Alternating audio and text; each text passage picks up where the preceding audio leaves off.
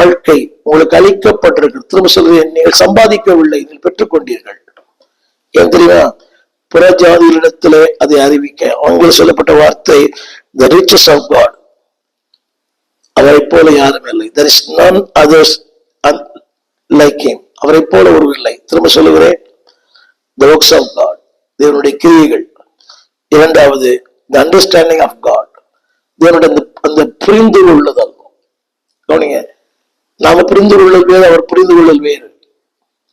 அதாவது நம்முடைய புரிந்து கொள்ளல் நிறைய தவறு இருக்கிறது. நமக்கு ஒருத்தர் பிடிக்கலன்னா அவர் என்ன பண்ணாலும் தப்பு தான். ஒருத்தர் பிடிச்சுன்னா அவர் என்ன பண்ணாலும் கரெக்ட் தான். அப்படி இல்லை. But God is a God of understanding. என்னை புரிந்தவர் இல்லையே, என்னை தெரிந்தவர் இல்லையே, அவரை போல நம்மை புரிந்தவர் யாரும் இல்லை.